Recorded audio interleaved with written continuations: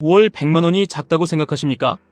2011년 1월부터 2025년 12월까지 매월 100만원을 투자했다면 총원금은 1억 8천만원입니다. 같은 돈을 QLD에 적립했다면 평가액은 약 26억 1천만원, TQQQ에 적립했다면 약 52억 5천만원으로 계산됩니다. 처음부터 1억 원이 필요했던 것이 아닙니다. 첫 달에 필요했던 돈은 단지 100만원이었습니다. 부자가 되려면 큰 돈부터 있어야 한다는 말. 오늘 이 숫자로 끝내겠습니다. 월 100만원은 하루로 나누면 약 33,000원입니다. 누군가에게는 자동차 할부금이고 누군가에게는 외식비와 쇼핑비이며 월급이 들어오자마자 어디론가 사라지는 돈입니다. 물론 월 100만원은 결코 가벼운 금액이 아닙니다. 대출이자와 관리비를 내야 하고 아이 학원비와 생활비도 감당해야 합니다. 그래서 중요한 것은 무리해서 100만원을 만드는 것이 아닙니다. 30만원이든 50만원이든 100만원이든 폭락장이 와도 중단하지 않을 금액을 정하는 것입니다. 처음 몇 년은 아무 일도 일어나지 않는 것처럼 보였을 것입니다. 1년 동안 1,200만원을 넣었는데 계좌는 기대만큼 커지지 않았을 수도 있습니다. 친구가 산 아파트는 오르고 누군가가 산 종목은 몇 달 만에 2배가 되는데 자신의 계좌만 느리게 움직이는 것처럼 느껴졌을 것입니다. 바로 이때 대부분의 사람이 포기합니다. 복리가 작동하지 않아서가 아닙니다.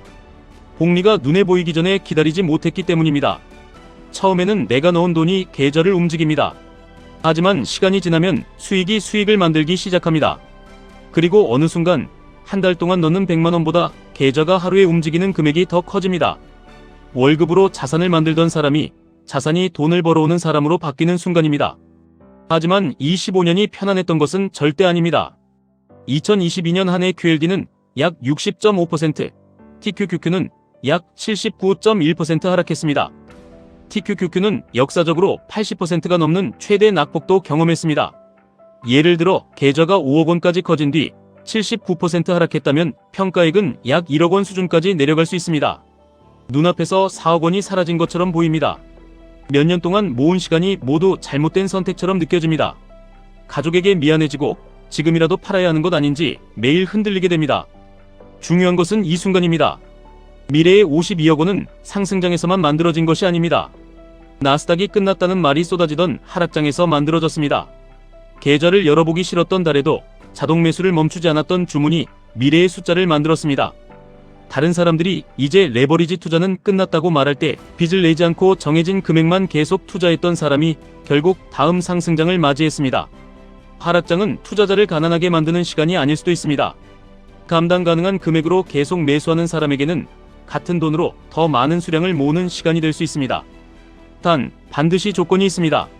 생활비를 투자해서는 안 됩니다. 비상금을 넣어서도 안 됩니다. 대출을 받아 투자해서도 안 됩니다. 3년 안에 써야 할 전세자금과 자녀 교육비를 넣어서도 안 됩니다. QLD TQQQ는 오랫동안 사용하지 않아도 되는 자금으로 해야 합니다. TQQQ의 70%, 80% 하락을 견딜 자신이 없다면 비중을 낮추면 됩니다.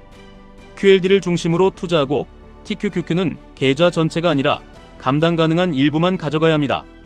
월 300만원을 투자하다가 폭락장에서 전부 팔아버리는 사람보다 월 50만원을 15년 동안 지속한 사람이 더 강합니다. 투자의 목적은 가장 높은 수익률을 자랑하는 것이 아닙니다. 시장에 끝까지 남아있는 것입니다. 물론 이 결과는 과거 가격을 사용한 백테스트입니다. 앞으로도 똑같은 수익률이 반복된다는 보장은 없습니다. 세금과 거래 비용, 환율과 매수 시점에 따라서 실제 결과도 달라질 수 있습니다. 그러나 이 숫자가 보여주는 핵심은 분명합니다. 작은 돈도 충분한 시간과 반복을 만나면 더 이상 작은 돈으로 남지 않는다는 것입니다. 사람들은 마지막에 만들어진 26억 원과 52억 원을 부러워합니다. 하지만 그 숫자를 만든 것은 한 번의 대박이 아니었습니다. 정확한 저점을 맞힌 천재적인 주문도 아니었습니다.